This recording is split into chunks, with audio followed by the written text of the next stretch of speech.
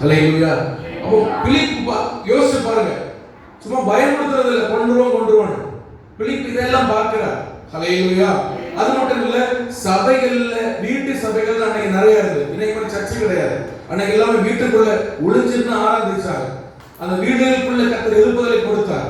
அந்த வீட்டுக்குள்ள ஆராதிச்சிருக்கும் போது சவுல் கண்டுபிடிச்சாருன்னா, வீட்டுக்குள்ள உடைத்து கொண்டு போய் அவருடைய போர் வீரர்களோடு போய், பெண்ணானாலும் சரி ஆனாலும் சரி குழந்தையானாலும் சரி, பைபிள் சொல்கிறது அவனை இழுத்து கொண்டு வருவானா. ஹல்லேலூயா. எப்படி வருவான் சொல்லுங்க, தயவு செய்து தூங்காது. தர இழுத்து கொள்வார். பெண்களானாலும் சரி குழந்தைகளானாலும் சரி இழுத்து கொண்டு வந்து அவர்களை சிறைச்சாலை அடைப்பான். இதையும் யார் பார்க்கிறார்?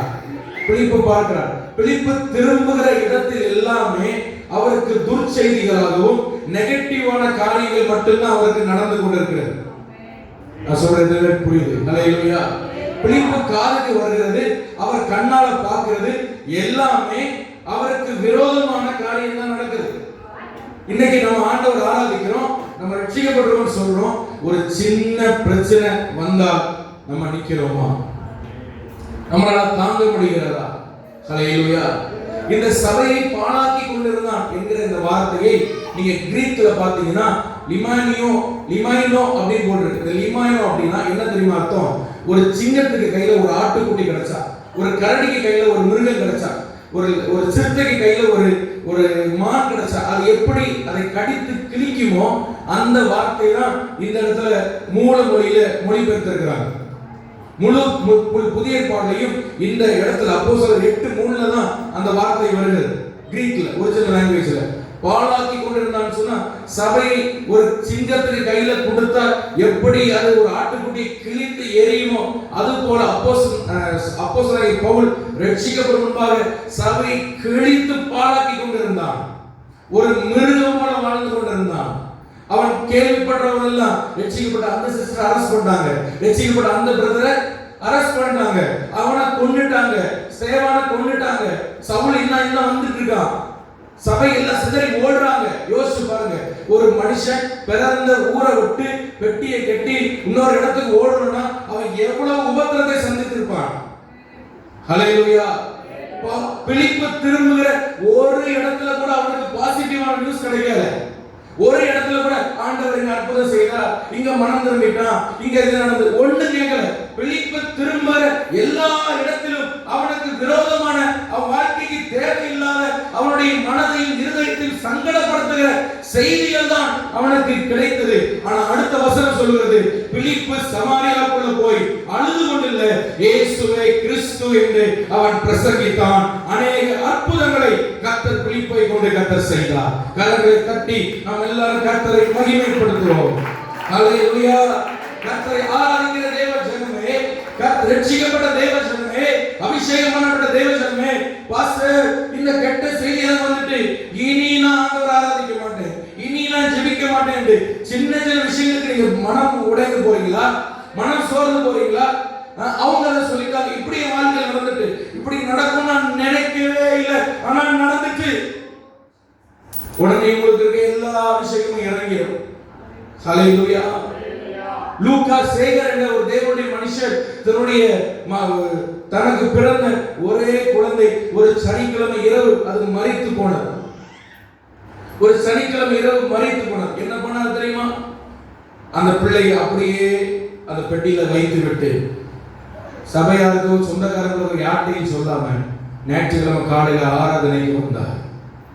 கர்த்தரை பாடி ஆராதிச்சார். ஹல்லேலூயா. நம்ம என்ன செய்யணும் சொல்லுங்க? யோசித்து பார்க்க முடிகிறது அந்த நிலையை? கற்பனை பண்ணி கூட நம்மளால பார்க்க முடியாது.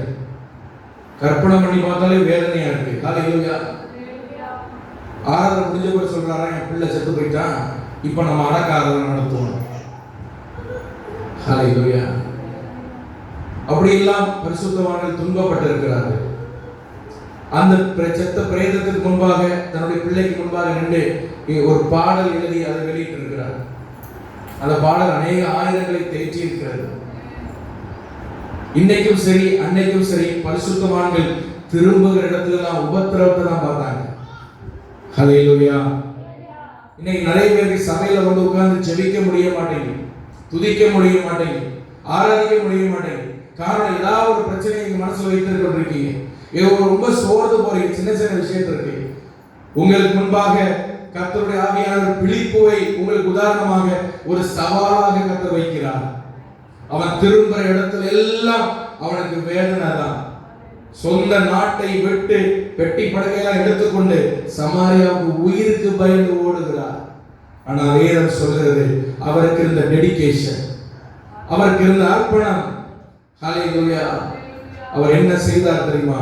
சமாரியாவில் போய் இயேசுவை கிறிஸ்து என்று பிரசங்கம் பண்ணினார். எருசலேமிலிருந்து சமாரியாவுக்கு வர்றதுக்கு கிட்டத்தட்ட கொஞ்சம் தூரம் தான். சவுலுக்கு நினைச்சா வந்துருவார். ஆனாலும் கர்த்தர் என்னை சமாரியாவுக்கு அனுப்பி இருக்கிறார், இங்க நான் ஊழியம் செய்வேன். அவர் சோதரன் வைராக்கியமாக இருந்தார். ஆமென் சொல்லுங்க. ஹல்லேலூயா. இன்னைக்கு உள்ள செய்தி தலைப்பு நான் சொன்னது போல பிலிப்புக்குள் இருந்த அக்கினி. பிலிப்புக்குள் இருந்த அக்கினி. முதல்ல பிலிப்புக்குள் இருந்த அக்கினி என்ன அக்கினி தெரியுமா? நீங்க எழுதி வைத்துக் கொள்ளுங்க. அவருக்குள் இருந்தது அன்பின் அக்கினி. கிறிஸ்துவின் அன்பை குறித்த ஒரு அக்கினி. ஹல்லேலூயா.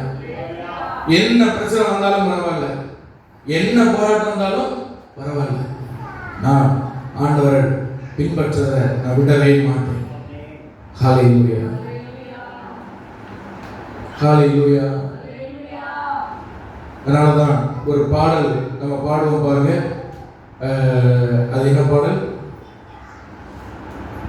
சிலுவையின் முன்னே உலகமென் பின்னே, சிலுவையின் முன்னே உலகமென் பின்னே, சிலுவையின் முன்னே உலகமென் பின்னே, பின்னோக்கே நான், பின்னோக்கே நான், இயேசுவின் பின்னே போக துணிந்தே, இயேசுவின் பின்னே போக துணிந்தே, இயேசுவின் பின்னே போக துணிந்தே, பின்னோக்கே நான், பின்னோக்கே நான், பின்னோக்கே நான், பின்னோக்கே நான்.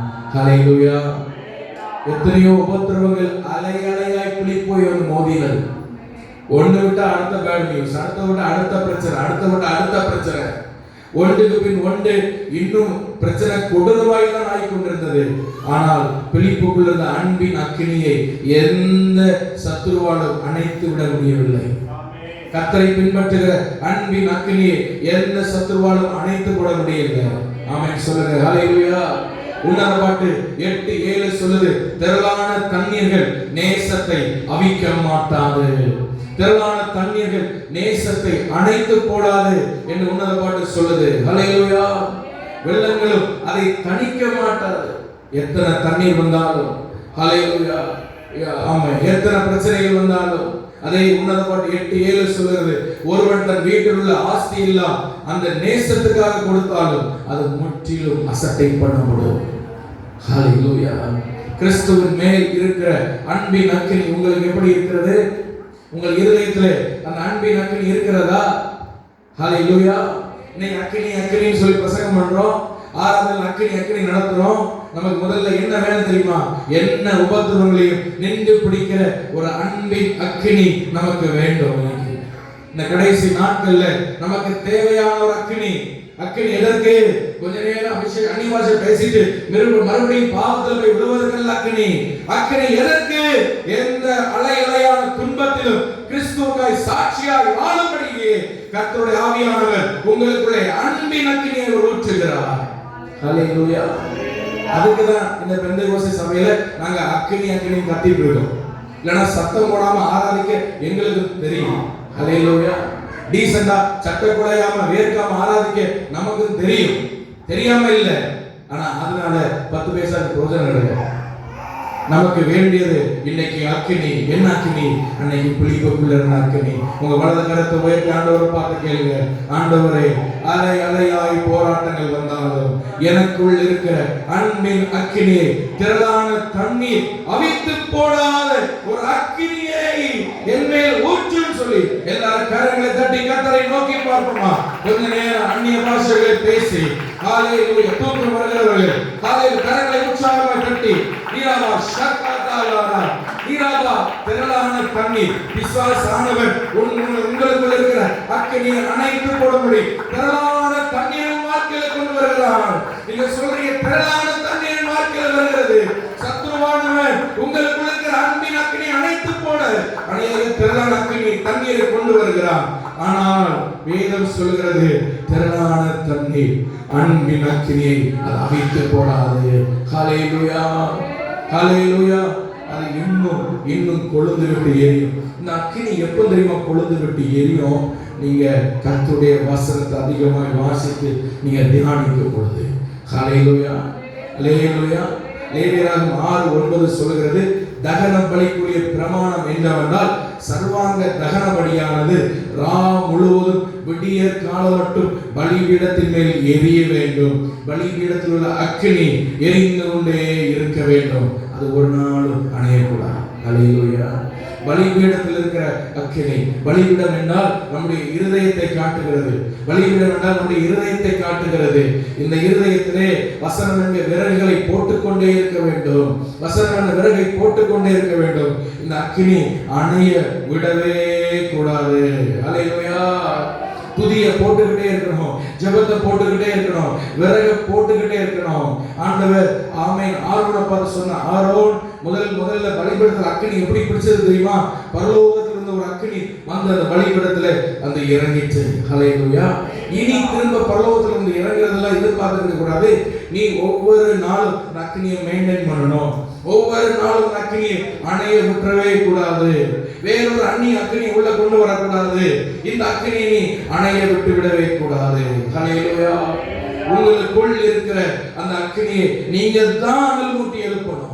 இன்னொருவர் அனல் மூட்டி எழுப்புங்கன்னு நீங்க நினைச்சீங்க, எதிர்பார்த்தீங்க, அவ்வளவுதான், முடிஞ்சு போச்சு உங்க லைஃப்.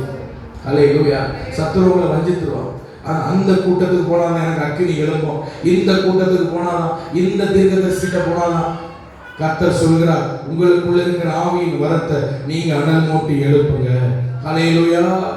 வெளிப்படுத்தல் 3:2 சொல்லப்பட்டது போல சாவுக்கு ஏதுவா இருக்கிறவைகளை நீங்கள் ஸ்திரப்படுத்தும்படிக்கு அநேக விஷயங்கள் உங்களுக்குள்ள சாவுக்கு ஏதுவா இருக்கிறது. கர்த்தர் நமக்குள்ள வச்ச சில விஷயங்கள் அது செத்துக்கொண்டே கொஞ்சம் கொஞ்சமா செத்துக்கொண்டே இருக்கிறது. சில ஆவிக்குரிய பலன், சில ஆவிக்குரிய வரம், சில ஆவிக்குரிய கிரியைகள் அது நமக்குள்ளே செத்துக்கொண்டே இருக்கிறது. அந்த சாவுக்கு ஏதுவானதை ஸ்திரப்படுத்தும்படி அந்த அக்கினியை நீங்க அனல் மூட்டி எழுப்ப வேண்டும். ஹalleluya ஹalleluya சொல்லுங்க. ஹalleluya. இந்த அக்கினியை சில நேரங்களில் கர்த்தர் எங்க பற்ற வைப்பார் தெரியுமா? நீங்க நம்ப மாட்டீங்க, சபையில கர்த்தர் பற்ற வைப்பார். ஹalleluya. கூடி ஆராதிக்கும் போது பற்ற வைப்பார். அக்கினிக்கு ஒரு தன்மை உண்டு. அது என்னன்னா, நீங்க ஒரு இடத்துல அக்கினி வச்சீங்கன்னா அது பற்றி எரியும். அது பரவி செல்ற ஒரு பக்கம் அதுக்கு அந்த அக்கினிக்கு உண்டு. அதனாலதான் இன்னைக்கு பிசாசு சபை ஆராதனையை அவர் அசட்டை பண்ண வைக்கிறார். சபை ஆராதனை வந்தாலும் நம்மளால சரியா ஆராதிக்க முடியாதபடி பிசாசு என்னென்னலாம் செய்ய முடியுமோ எல்லாவற்றையும் அவன் செய்யறான். ஏன்னா வசனம் சொல்கிறபடி எபிரேயர் 10:25 சொல்லுது, சபை கூடுவதை நாம் என்ன செய்யக்கூடாது? அசட்டை பண்ணக்கூடாதுன்னு சொல்றபடி நம்ம அசட்டை பண்றதுக்காக எல்லாவற்றையும் பிசாசு செய்வான். ஹalleluya. அப்போ இந்த பிழிப்புக்குள் இருந்த அக்கினி என்ன அக்கினி சொல்லுங்க? சத்தமா சொல்லுங்க. அன்பின் அக்கினி. கர்த்தருடைய அன்பின் அக்கினி அவனுக்குள்ள இருந்ததுனால அவனால் என்ன பிரச்சனையும் அவனால் அசைக்கவே முடியல. எந்த பிசாசும் அசைக்க முடியல. ஹalleluya ஹalleluya.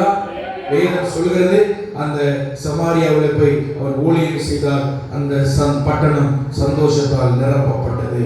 அநேக அசுத்த ஆவிகள் ஓடினது. ஹalleluya ஹalleluya. இன்னைக்கு கர்த்தர் அப்படிப்பட்ட ஒரு அக்கினி உங்களுக்குள் பற்ற வைப்பார். அவன் சொல்லுங்க. ஹalleluya. இரண்டாவதாக அந்த பிலிப்புக்குள்ள இருந்த அக்கினி எப்படிப்பட்டதுன்னா, அப்போஸ்தலர் அதே 8ஆம் அதிகாரம் 10ஆம் வசனத்திலிருந்து 13ஆம் வசனம் வரைக்கும் நீங்கள் வாசித்து பார்த்தால் அங்கே ஒரு மாய வித்தைக்காரனை குறித்து வேதம் சொல்கிறது. அவன் யாரு? ஒரு மாய வித்தைக்காரன். அவன் பேர் சீமோன். சீமோன் என்று சொல்லுகிற ஒரு மாய வித்தக்காரன். பாருங்க, ஸ்தோத்திரம். பைபிள் சொல்கிற 11ஆம் வசனத்திலே நீங்கள் வாசித்து பார்த்தால் அவன் தன்னுடைய அநேக காலமாய் தன்னுடைய மாய வித்தைகளினாலே அவர்களை பிரமிக்க வச்சான். என்ன பண்ணான்னு சொல்லுங்க. பிரமிக்கிறதுனா என்னது? அப்போ இந்த சீமோன் என்கிற மாய வித்தைக்காரன் சமாரியாவில் மந்திரம் பண்றான், வித்தை பண்றான். மாய வித்தை சும்மாலாம் மாய வித்தை கிடையாது. அவன் பண்றதை பார்த்து எல்லாரும் ஆன கண்ணையும் வாயை திறப்பாங்க. பிரமிக்க பண்ணான். அந்த பட்டணத்துல அவனை ஒரு தெய்வமாக ஆராதிக்க செய்தான். ஹல்லேலூயா. வசனம் அதை சொல்லுகிறது. தேவனுடைய பெரிதான சக்தி இவன்தான் என்று எண்ணி சிறியோர் முதல் பெரியோர் வரைக்கும் அவனுக்கு செவி கொடுத்தார்கள். ஹல்லேலூயா. தேவனுடைய பெரிய சக்தி நான் தான் கடவுள் அப்படின்னு சொல்லி அவன் சொன்னது மட்டுமில்ல, அதை செஞ்சு காமிச்சான். அவ்வளவு பெரிய ஒரு மாய வித்தைக்காரன் அந்த பட்டணத்துல இருந்தான். ஹல்லேலூயா. இன்னும் வேதத்தை ஆராய்ச்சி பண்ணுகிற சொல்றாங்க, அவன் அந்த சமாரியர்கள் யூதர்கள் இருந்து பிரிந்தவர்கள் தானே. சமாரியர்கள் யூதர்கள் இருந்து பிரிந்தவங்க. அவர்களுக்கு என்று ஒரு நியாயப்பிரமாணம் உண்டு. அதுல எதெல்லாம் அவங்களுக்கு கஷ்டமா இருக்கோ அதெல்லாம் விலக்கிட்டு மற்றவங்க மட்டும் வச்சிருந்தாங்க. அவங்களுக்குள்ள விக்கிரக ஆராதனை எல்லாம் இருந்துச்சு. சரி, போகட்டும். இவன் என்ன சொல்றான் தெரியுமா? இந்த சீமோன் அவன் வேதத்துல இல்ல, ஆனா ஆராய்ச்சியில சொல்றாங்க, மோசைக்கு பிதாவாகிய தேவன் மலையில சீனாய் மலையில வச்சு நியாயப்பிரமாணம் கொடுத்தார்ல, அந்த பிதாவாகிய தேவன் நான் தான் அப்படி சொன்னான். அவன் திபேரிய கடற்கரை ஓரமாய் நடந்து சென்று ஒரு மனுஷன் அற்புதம் செய்து கலிலேயாவை சுற்றி வந்து சிலுவையில மரிச்சு உயிரோடு எழுப்பினார்ல, அந்த குமாரனாகிய தேவன் நான் தான். பெந்தேகோஸ்தே நாளிலே ஒரு அக்கினி ஊற்றப்பட்டதுல அந்த அக்கினி நான் தான். ஹல்லேலூயா. நான் தான் உங்க மேசியா, நான் தான் பாராக்ளிட்டி அப்படின்னா ஹோலி ஸ்பிரிட் கம்ஃபர்டர், நான் தான் பரிசுத்த ஆவின்னு சொன்னான். அது மட்டும் இல்லாம நான் தான் ஜூபிட்டர் என்று சொன்னான். ஹல்லேலூயா. ஜூபிட்டர் என்று சொன்னால் அது ஒரு கடவுள். இந்த கடவுள் அது ரோம கடவுள். அந்த ஜூபிட்டர் நான் தான் என்று சொல்லி அவன் சொன்னான். அந்த ஜூபிட்டருக்கு ஒரு மனைவி உண்டு. ஜூபிட்டருக்கு என்ன உண்டு? ஒரு மனைவி. அந்த மனைவிக்கு பேரு ஹெலினா. மனைவிக்கு பேர் என்ன? ஹெலினா.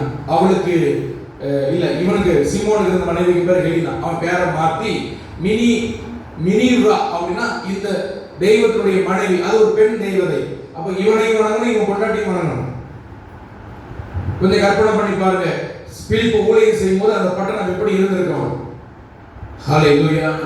இன்னைக்கு நிறைய மனித கடவுள் இருக்கிற மாதிரி பிலிப்பு சமாரியர்கள் ஊழியம் செய்யும் பொழுது இவன் ஒரு மனித கடவுளாக அந்த ஜனங்களுக்கு தென்பட்டான். இவன் அப்படிப்பட்ட அற்புத அடையாளங்களை செய்தான். ஆனால் பிலிப்பு என்ன செய்தான் தெரியுமா? நீங்க நல்ல வசனத்தை படிச்சு பாருங்க. அவன் போய் பிரசங்கம் பண்ணுகிறான். ஹல்லேலூயா. Kingdom of God, தேவனுடைய ராஜ்யத்தை குறித்து, the name of God, கர்த்தருடைய இயேசுவின் நாமத்தை குறித்து பிலிப்பு பிரசங்கம் பண்ணான். மாஷாஅல்லாஹ். ஹல்லேலூயா. ஹல்லேலூயா.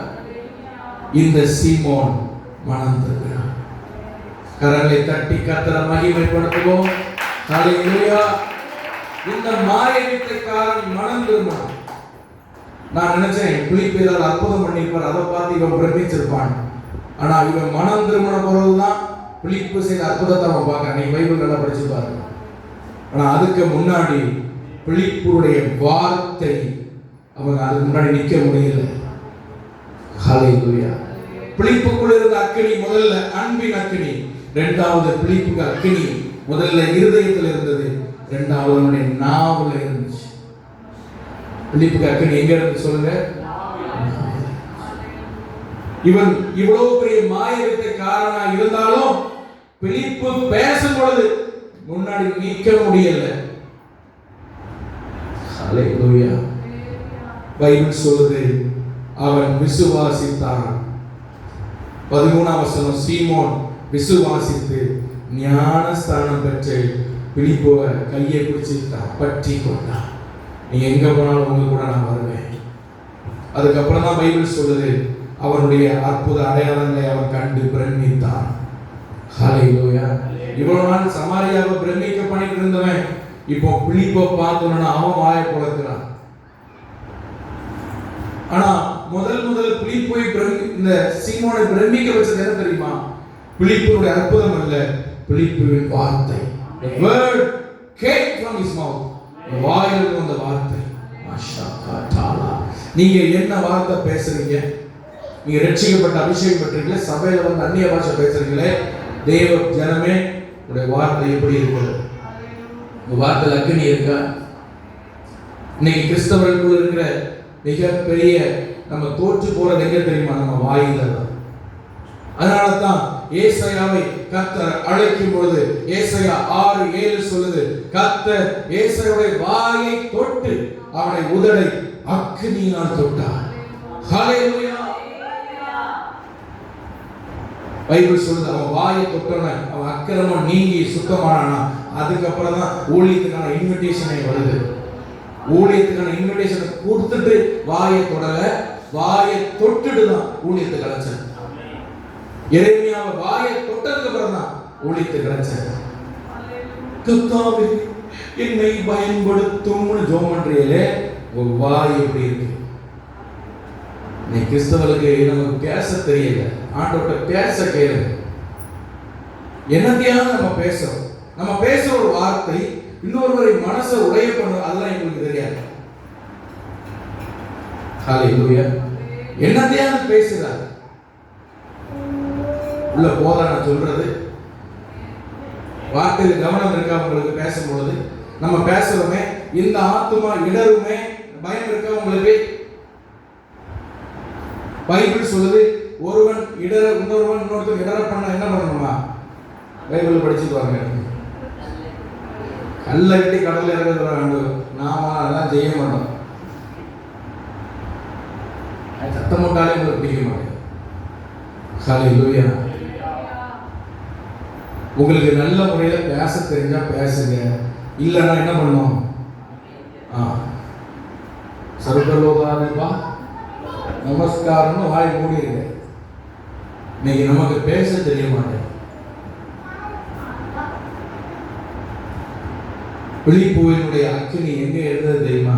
சபையில வந்து அந்நிய பாஷை பேசுறது ரெண்டாவது, முதல்ல நம்ம நாவுல அக்கினி இருக்கணும். அவ்வளவு பெரிய, நான் ரொம்ப ஆச்சரியப்பட்டேன், அவ்வளவு பெரிய மாய வித்தைக்காரன் பிலிப்புக்கு வாயை பார்த்து அரண்டுட்டான். அல்லேலூயா.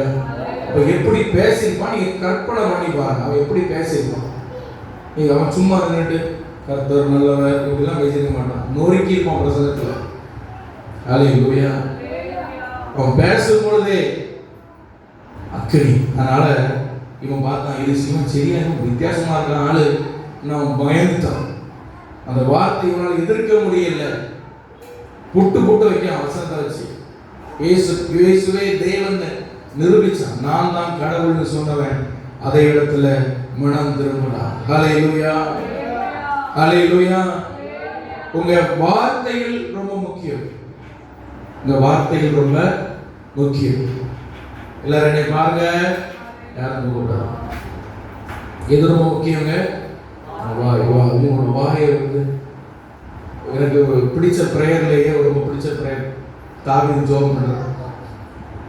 என் வாய்க்கு என்னங்க நம்ம ஊர்ல இருக்கிற என் வாயில பூட்டு போட ஆண்டவரே, என்ன பூட்டு? கோதுரேஜ் பூட்டா? என்ன ஸ்ட்ராங்கான பூட்டு எதாவது இருந்ததா? ஏன் அப்படி ஜெபம் பண்ற? நீங்க உங்க நான் பைபிள்ல நீங்க நல்லா வாசிச்சு பாருங்க, உங்க வாயை காக்காதவனை ஆண்டவர் பயன்படுத்தவே இல்லை. ஒருவனை ஆண்டவர் பயன்படுத்துறதுக்கு முன்னாடி எதை தெரியுமா சரி பண்ணாரு? அவங்க வாயை. இஸ்ரவேல் ஜனங்களை 40 வருஷம் ஆண்டவர் ட்ரை பண்ணாரு இவன் வாயை சரி பண்றது. 40 வருஷம், 1-2 வருஷம் இல்லை. மோசேட்ட சொல்லி சொல்றாரு, ஆண்டவர் நடத்துறாரு, உனக்கு ஒரு குறையும் இல்லைன்னு நீ சொல்லு, வாயை தர சொல்லு அப்படின்னு சொல்ற. அவன் சொல்லல, கடைசியா சொல்லாம வனாந்திரத்துல போச்சு. அப்போ நம்முடைய நாவு, நீ பைபிள் முழுவதும் வாசிப்பார், எந்த பரிசுத்தவான்களை ஆண்டவர் பயன்படுத்துவதற்கு முன்பாக அவருடைய நாவை ஆண்டவர் தொடுகிறார். உன் வார்த்தையை கர்த்தர் தொடுகிறார். மோசேய நாவை கர்த்தர் தொட்டார்.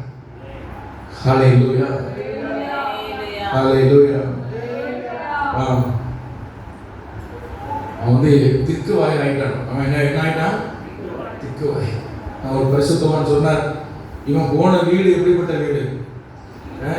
இவனுக்கு மனைவிக்கு எத்தனை பிள்ளைங்க, எத்தனை கூட பிறந்தாங்க, தங்கச்சி எத்தனை பேர்? 6 பேர் 7 பேரா? 6 பேர். அப்போ 7 1, மாமியார் 1, 9 பேர்கிட்ட பேசி பேசி பேசி வனாந்திரத்தில் ஆடு மேய்ச்சி மேய்ச்சி கடைசி வாய் என்ன ஆயிடுச்சு? திக்காயிட்டோம். ஏன்னா பேச முடியாது, ஒன்றும் பேச முடியாது. எல்லாம் முடிஞ்சிடும். அதனால கடைசி வரைக்கும் வாய் என்ன ஆயிடுச்சு? திக்குவாய். ஆண்டவர் சொன்னார், எனக்கு திக்குவாய் ஆண்டவரை, நான் என்னத்தை பேச போறேன் ஆண்டவரை? ஆண்டவர் சொன்ன, உன் நாவோட நான் இருக்கிறேன் அப்படின்னு சொல்லி தான் ஆண்டவர் அவன் அழைச்சார். நல்ல உங்களுடைய நாவை குறித்து கவனமா இருங்க.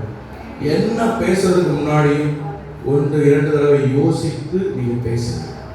ஆண்டவர் நடத்தி நீங்க பேசுங்க. ஹல்லேலூயா. எதையாவது நீங்க பேசி பிரச்சனையை எடுத்து வைக்காது. உங்க மூலமா ஒரு ஆத்மா இடறி போக கூடாது. ஹல்லேலூயா. ஆமா, இவங்க இப்படி பேசிட்டாங்களே வருத்தப்பட்டு அவங்க ஆண்டவர்கிட்ட அழுதுட்டாங்கன்னா அந்த பேசுற வார்த்தைக்கான பிரதிபலனை ஆண்டவர் உங்கள்கிட்ட கேட்பார். ஹல்லேலூயா. அதனாலதான் ஆண்டவர் என்ன பண்றாரு தெரியுமா?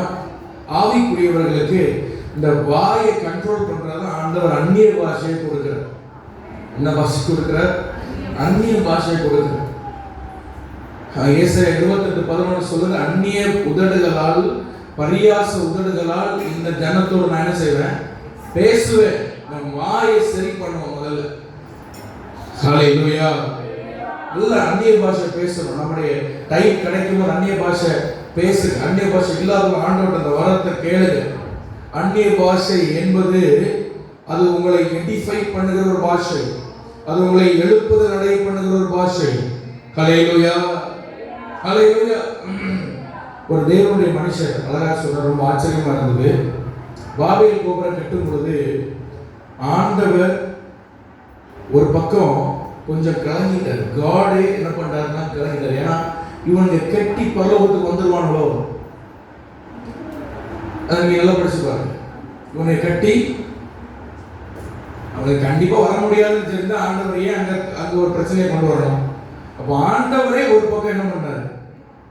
இவனுக்கு அந்த பாபேல் கோபுரத்தை கட்டி கவனிக்கிறீங்களா, இவனுக்கு மேல வந்துருவாங்களோன்னு சொல்லி ஆண்டவர் போய் முதல்ல என்ன பண்ணாரு தெரியுமா? இவன் எல்லாம் ஒரே பாஷையை பேசிட்டு இருக்கான். பாஷையை தாறுமாறான்.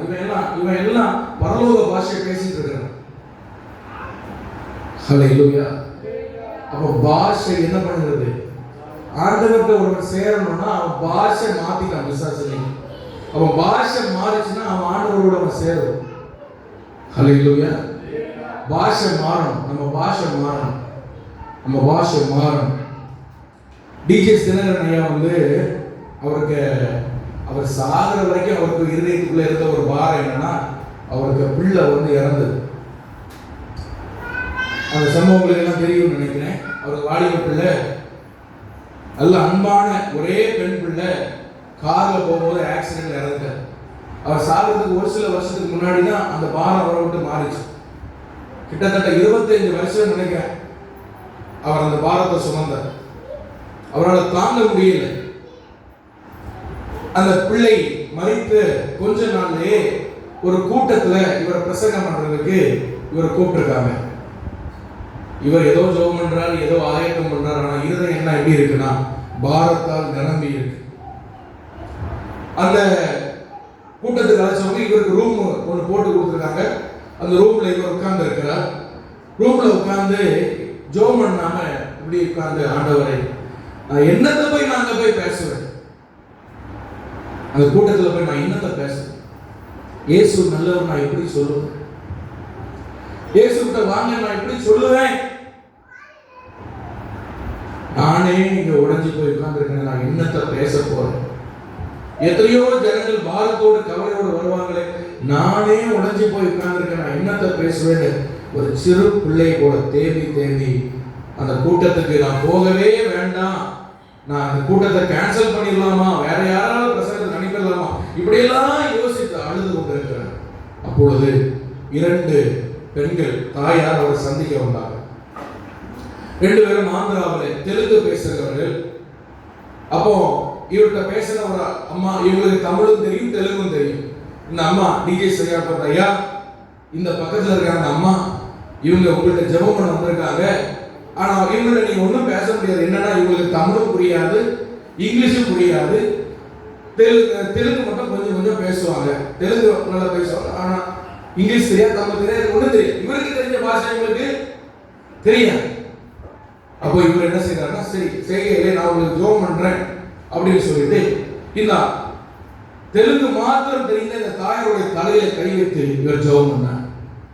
ஜெபம் பண்ணி கொண்டே இருக்கும் பொழுது கர்த்தருடைய ஆவியானவர் அந்த சகோதரியை நிரப்பினார். அல்லேலூயா. இவர்கள் அப்படியே அந்நிய பாஷையில திடீரென்று பேசிக் கொண்டிருந்தவர்கள் திடீரென்று ஒரு பாஷை மாறி இவர்கள் ஆங்கிலத்தில் பேசினார்கள். DJs, why are you worrying about your doctor? Hallelujah. English இதுவரைக்கும் பேசுறது கிடையாது, இதுவரைக்கும் தமிழ் பேசுறது கிடையாது. ஆங்கிலத்துல ஏன் உன் மகளை குறித்து நீ வேதனைப்பட்டுக் கொண்டிருக்கிறாய்? ஏன் இன்னும் எத்தனை நாள் தான் நீ அழுது கொண்டிருப்பாய்? எத்தனை நாள் தான் இந்த பாரத்தை நீ சுமப்பாய்? நீ எனக்காக பயன்பட வேண்டாமான்னு இந்த அம்மா பேச அவர் சொல்றார். அவங்க பேசி முடியும் போது எனக்குள்ள இருந்த பாரம் அப்படியே யாரோ எடுத்து வெளியே வச்சது போல நான் ரொம்ப ஃப்ரீ ஆயிடுச்சேன்னு சொல்றார். ஹல்லேலூயா, ஹல்லேலூயா. ஏசாயா 28:12 சொல்கிறது, அந்த வசனத்தை நீங்க படிச்சு பார்த்தீங்கன்னா, இதுவே நீங்கள் இளைத்தவனை இளைப்பாற பண்ணுகிற இளைப்பாறுதல், இதுவே ஆறுதல். இது அந்நிய பாஷை. ஹல்லேலூயா. அந்நிய பாஷை குறித்து பேசி அடுத்த வசனத்துல போடுகிறார், அது ஒரு ஆறுதல். உங்களுக்கு பிரச்சனை வரும்போது என்ன பண்ணும்? உங்களுக்கு கஷ்டம் வரும்போது என்ன பண்ண தெரியுமா? அந்த ஜெபத்தை மனசுல வச்சு அப்படி அந்நிய பாஷை நீங்க பேசீங்கன்னா நீங்க இந்த உலகத்திலே இருக்க மாட்டீங்க, வேற எங்கேயாவது ஒரு இடத்துல ஆண்டவரை கொண்டு போய் வச்சு உங்களை தேர்தல் படுத்தி திரும்ப அனுப்பிடுவார். இது சொல்றது ஏதோ ஜோக்கு சொல்ற மாதிரி இருக்கா? ஆனா இது ஃபேக்ட். ஹல்லேலூயா, ஹல்லேலூயா. பைபிள் சொல்றது அதுவே ஆறுதல். அது ஒரு இளைத்தவனை இளைப்பாற பண்ணுகிற ஆறுதல்.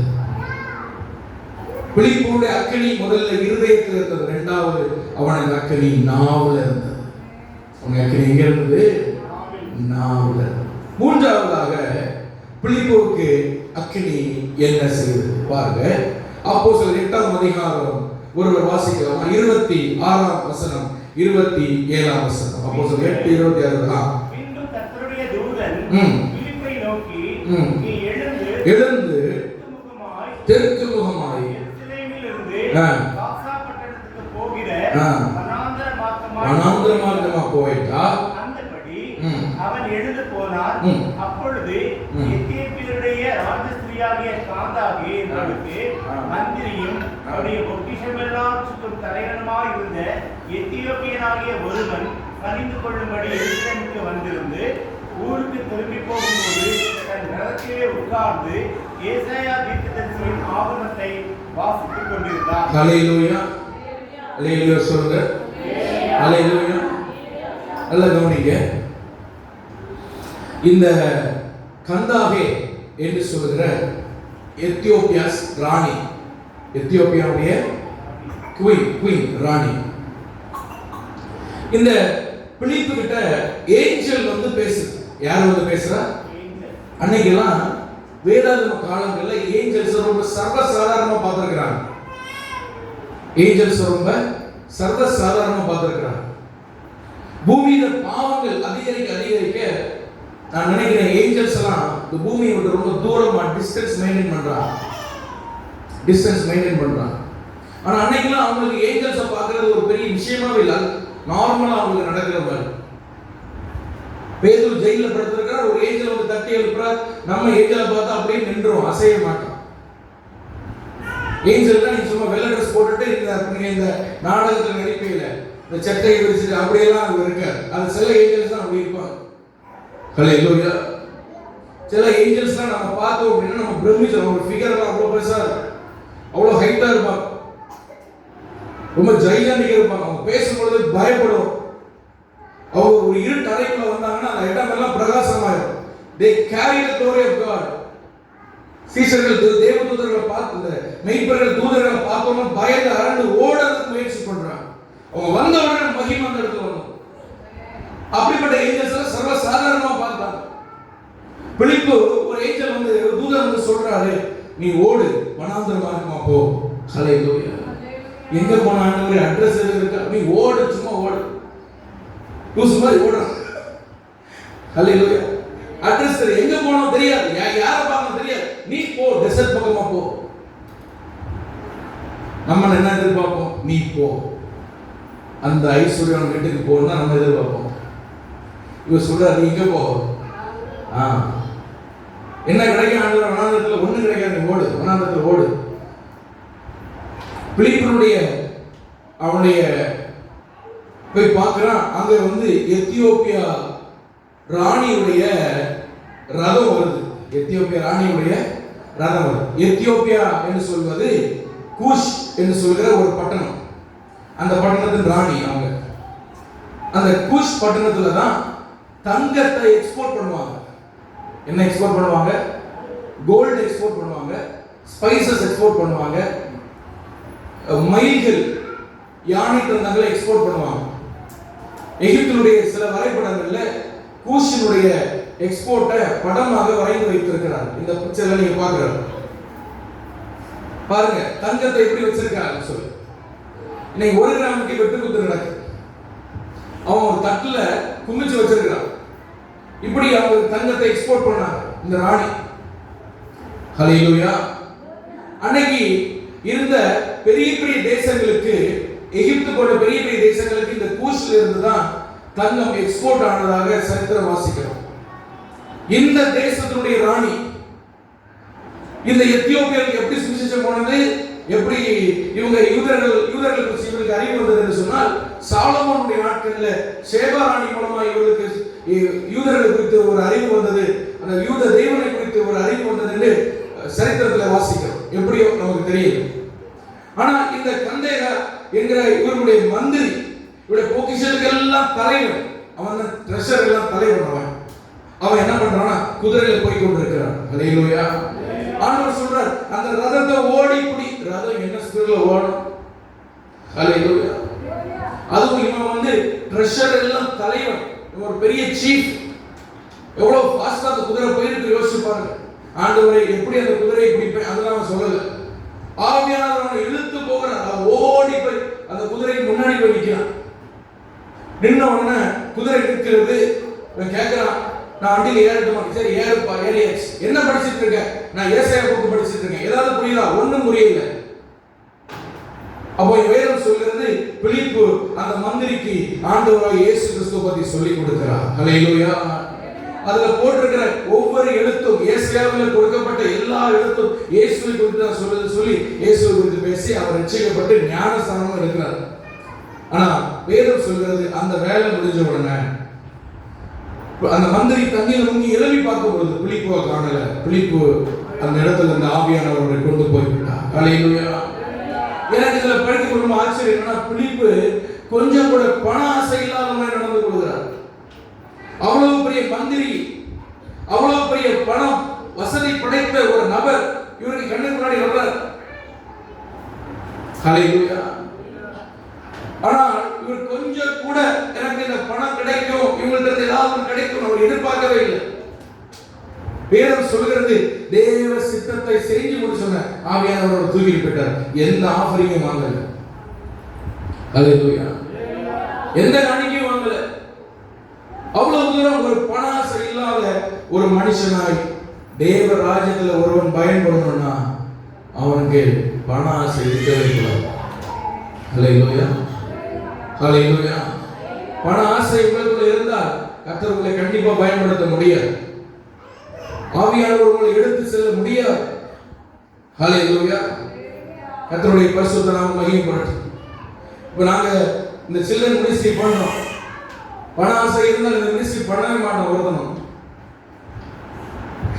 உண்மைதானாங்க? ஏன்னா இன்வெஸ்ட்மெண்ட் தான் ஜாஸ்தி. பிரைஸ் எல்லாம் ஹல்லேலூயா.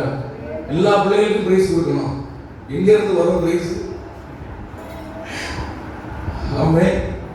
அதுக்கு எல்லாம் பிரைஸ். ஒரு வசனம் சொன்னா அதுக்கு பிரைஸ், கதை சொன்னா ஒரு பிரைஸ், இதை கேம்ல வின் பண்ணா பிரைஸ். எங்க இருந்து வரலாம்? எல்லாம் விசுவாசம் தான். கர்த்தர் தான் தருகிறார் எல்லாம். ஹல்லேலூயா. இன்வெஸ்ட்மெண்ட் ஜாஸ்தி தான், ஆனால் அந்த ஊழியத்தை நாங்கள் செய்கிறோம். வருமானம்லாம் அது ஒன்றும் ரிட்டர்ன்லாம் ஒன்றும் வராது. எல்லாம் இன்வெஸ்ட்மெண்ட் தான். எல்லாம் தேவ ராஜ்யத்தில் அந்த மைண்ட் இருந்தால் அதை செய்ய முடியும். போட்டால் இவ்வளோ வரும்னு மைண்டு கணக்கு பண்ணால் அங்கே உள்ள ஊழியத்தை செய்ய முடியாது. அது பிசினஸ் இல்லை. ஹல்லேலூயா. இந்த பிடிப்பு பண ஆசை கொஞ்சம் கூட இல்லாதவனாய் அவன் இருக்கிறான். வேதம் சொல்கிறது அவன் தேவ ராஜ்யத்தை அவன் முக்கியப்படுத்தி தேடுகிறான். ஹல்லேலூயா. தேவ ராஜ்யத்துக்குரிய அவன் தேடுகிறான். முதலாவது தேவனுடைய ராஜ்யத்தையும் வசனம் சொல்லுங்க, அவருடைய நீதியும் தேடுங்கள். நீங்க எதை தேடுறீங்க? நீங்க எதை தேடுறீங்க? அக்கினி எதுக்கு தெரியுமா? அக்கினி கர்த்தர் உங்களை பயன்படுத்தணும்னா, அக்கினி உங்களுக்கு கர்த்தர் பயன்படுத்துற அக்கினி உங்களுக்கு வேணும்னா, உங்களுக்குள்ள இந்த பண ஆசை இருந்தா கர்த்தர் உங்களை பயன்படுத்த முடியாது. உலக ஆசையெல்லாம் பயன்படுத்த முடியாது. Praise the Lord. ஹல்லேலூயா.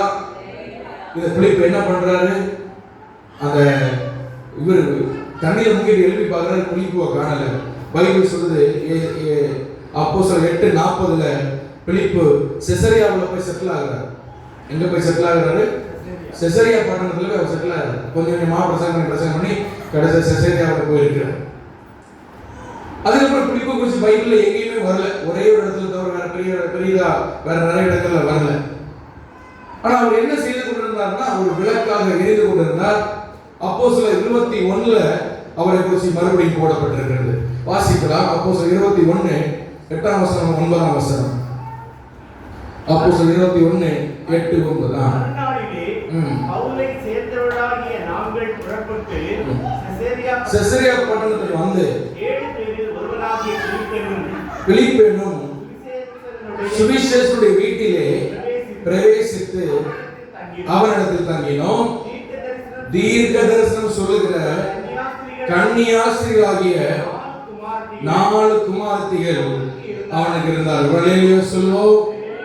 ஹல்லேலூயா. இந்த பிலிப்பு எப்படிப்பட்ட ஒரு மனுஷனாய் இருந்தான் என்று சொன்னால், அவனுடைய பிள்ளைகள் தீர்க்க தரிசிகளாக இருந்தார்கள். எப்படி இருந்தாங்க சொல்லுங்க? ப்ராஃபட்டஸ். அவனுடைய பெண் பிள்ளைகள் 4 பேரும் தீர்க்க தரிசிகளாக இருந்தார்கள். கேட்கும்போது ஆச்சரியமா இருக்கு. ஹல்லேலூயா. 3வது பிலிப்புக்குள்ள இருந்த அக்கினி என்ன தெரியுமா? சந்ததிகளுக்கு மேல பரவி செல்லுகிற ஒரு அக்கினி.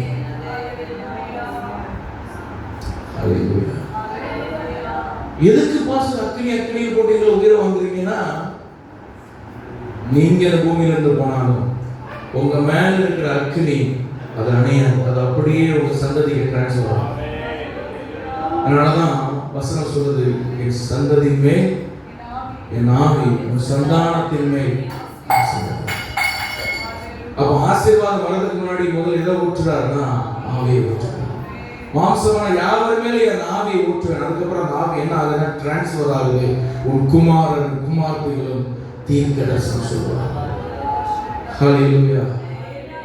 சும்மா அக்கினி அந்த அக்கினி சாதாரண நீங்க போனாலும் அந்த அக்கினி இந்த உலகத்தில் இருக்கும். ஒரு வேலையை செய்து கொண்டே இருக்கும். இந்த பிலிப்புக்குள்ள இருந்த அக்கினி என்ன எப்படிப்பட்டதுன்னா, அவனை போலவே அவன் பிள்ளைகள் இருந்தான். அவனை போலவே கிங்டம் மைண்டடா தேவ ராஜ்யத்தின் எண்ண உடையவனாக இருந்தார். ஹல்லேலூயா. என்ன சம்பாதிக்கலாம், என்ன படிக்கலாம், என்ன சொத்து சேர்க்கலாம் அப்படி இல்லை. 4 பேரும் படிச்சிருக்கலாம், நமக்கு தெரியல. ஆனா பைபிள் மென்ஷன் பண்ற என்ன தெரியுமா? அவங்க தீர்க்கதரிசிகளா இருந்தாங்க. ஹல்லேலூயா.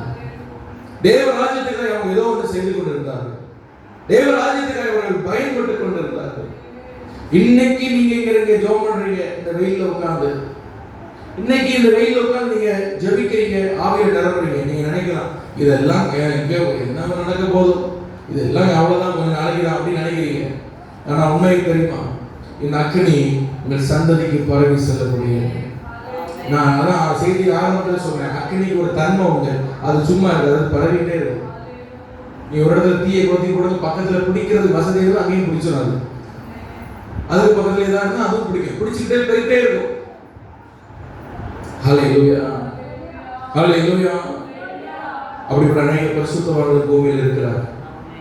அநேக பரிசுத்தவான்கள் பிள்ளைகள் அவங்க மேல அந்த அக்கினி ரெட்டிப்பா இறங்கி இருக்கிறது. இன்ஃபேக்ட் இயேசுக்குள்ள அந்த அக்கினி சீஷர்களுக்குள்ள ரெட்டிப்பா இறங்கிச்சு. ஏன்னா அக்கினியை தந்த இயேசு போயிட்டாரு, அந்த அக்கினி அவர் வச்சுட்டு போன அக்கினி அது பிடிச்சு பரவி கொண்டு இன்னைக்கு வரைக்கும் அது பரவிட்டு தான் இருக்கு. இயேசு 33 வருஷம் சுமந்த அக்கினி இன்னைக்கு வரைக்கும் இல்லை, அவர் திரும்ப வருகிற வரை இந்த பூமியில பரவி கொண்டு தான் இருக்கும். அதனாலதான் இயேசு சிலுவை மரிக்கிறதுக்கு முன்னாடியே சொல்றாரு, இதோ அக்கினியை போட வந்தேன், இப்போவே பற்றி பிடிச்சா நல்லா இருக்கும். அது இன்னும் மரிக்கல சிலுவையில, இன்னும் ரத்தம் சிந்தல, ஆனா அவருக்குள்ள இருக்க வாஞ்சையை பாருங்க, இப்போவே பட்டி பிடிச்சா நல்லா இருக்குமே. எத்தனை பேருக்கு விருப்பம் உங்க பிள்ளைகள் மேல் கர்த்தருடைய அக்கினி பரவி செல்ல வேண்டும், என்னுடைய சந்ததி மேல் கர்த்தருடைய அக்கினி பரவி செல்ல வேண்டும். நீங்க அப்போ அக்கினியை சுமக்கிறதா இல்லையா? ஹல்லேலூயா. பிலிப்போட இருதயத்தில் அக்கினி இருந்தது, அவனுடைய வாயில் அக்கினி இருந்தது, அவனுடைய வாழ்வே அக்கினியாக இருந்தது. நம்ம எல்லாரும் ஆதரவு பண்ணிடலாமா? ஹல்லேலூயா, ஹல்லேலூயா. Thank you Holy Spirit. நாம் பெற்ற அக்கினி நம்மோடு முடிந்து போகிறதல்ல, நம்மோடு முடிந்து போகிறதல்ல. இந்த பெந்தேகோஸ்து சபையில இருந்து ஆராதிக்கிறது, இங்கே வந்து நம்ம ஆவியில் நிரம்புறது நம்மோடு முடிந்து போகிறதல்ல. ஒருவேளை இயேசு வருகைக்கு முன்னாக நீங்க தேவ ராஜ்யம் போயிட்டீங்கன்னா அது உங்க சந்ததிக்கு பரவி செல்லும். ஆனால் ஒரு நிபந்தனை என்னன்னா, அந்த அக்கினியை நீங்க சுமக்கணும். பிலிப்பு தன்னுடைய வாயிலும் இருதயத்திலும் தன்னுடைய வாழ்விலும் அக்கினியை சுமந்ததுனால தேவ ராஜ்யத்தை மட்டும்தான் அவன் முன்னே வச்சிருக்கான். பணத்தையோ பொருளையோ உலகத்தில் எதையுமே அவன் முன்னில வைக்காததுனால பைபிள் சொல்லுது, அந்த அக்கினி பரவி பற்றி பிடித்தது, அவர் சந்ததிகள் மேல் அது பரவி பிடித்தது. அந்த 4 பெண் பிள்ளைகளும் ஏதோ ஒரு உலக ஆசையில சுத்திட்டு வரல, அவர்கள் தேவ ராஜ்யத்தின் ஆயுதங்களாய் பயன்பட்டார்கள். தேவ ராஜ்யத்தில் ஒரு ஆயுதமாய் அவர்கள் இருந்தார்கள். ஹல்லேலூயா. எல்லாரும் ஒரு 5 நிமிஷம் நம்ம எல்லாரும் ஜெபிக்க போறோம். கண்களை மூடுவோம். கர்த்தர் நம்ம எல்லாரும் நோக்கி பார்க்கலாம். நீங்கள் எப்படிப்பட்ட ஒரு அக்கினியை சுமக்க வேண்டும் என்று ஆண்டவர் நீங்களோட பேசியிருக்கிறார். நீங்க எப்படிப்பட்ட அக்கினியை நீங்க சுமக்க, நான் எப்படிப்பட்ட அக்கினியை நான் சுமக்கிறேன் ஆண்டவர். ஹல்லேலூயா.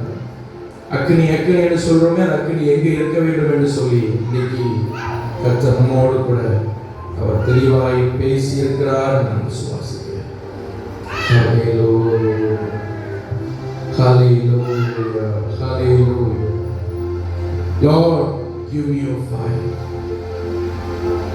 ஆமாண்டவரே, அக்கினி எனக்கு தாருங்க.